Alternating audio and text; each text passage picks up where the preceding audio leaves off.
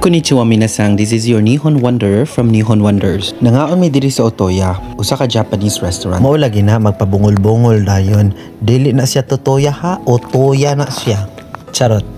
Kauban lagi nako ang akong Japanese friend na moadto lagi mi diri sa Enoshima Island, usa ka gamay nga island diri sa Kanagawaken.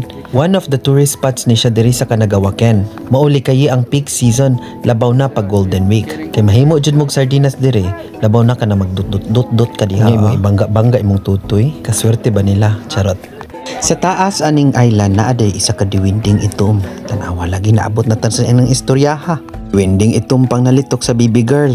Di bitaw ingon sila kung gusto daw kag prosperity, luck, peace of mind o etc. Mosulod daw ka diha sa bangag ug walo ka tuyok. Kay kun di daw ka katuyok og walo, bangagan daw na imong lubot. Charot. Believer lagi ta, mutuyok na lampog ko. By the way guys, ang Enoshima na ay duha ka temple.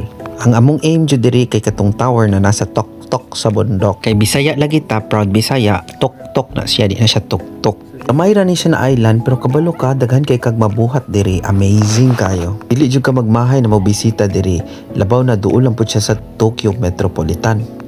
Kanina island guys, nani siya escalator. Kung gusto ka mo sakay og escalator, wa may nagpugong pagsakay diha. Maayo untag Princess Fiona kag bagtak. Nya Snow White man kag bagtak. Sakay oy. Kung gusto ka mukatkat atong tower, naa siya'y bayad.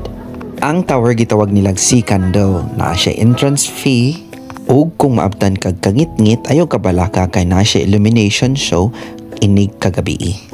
Halos kumpleto ang mga activities na imuhang ma-experience diri sa Enoshima. Naa siya'y cave, naa siya'y mini aquarium ug beach.